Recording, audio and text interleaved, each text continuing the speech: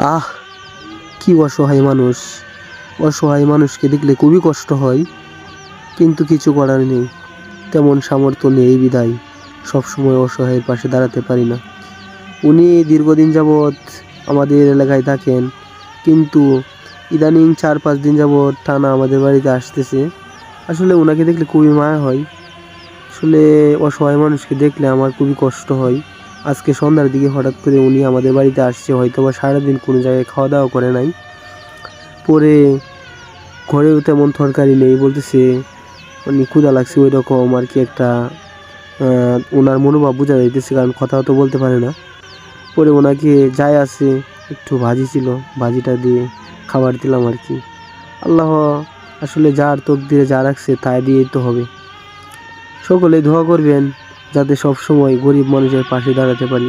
ওনাকে বলছি, চেয়ার দিছি যে চেয়ারে বসার জন্য, হয়তো বা আপনারা ভাবতে পারেন যে ওনাকে মাটিতে দিছি খাবারটা।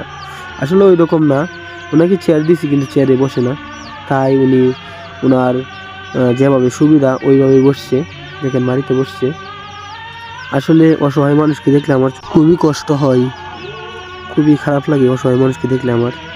আপনাদেরকে দোয়া চাই যেন সব সময় অসহায় মানুষের পাশে থাকতে পারি চিরজীবন। আপনারা ভালো থাকবেন, সুস্থ থাকবেন এবং আমার জন্য দোয়া করবেন। আল্লাহ হাফেজ। আসসালামু আলাইকুম।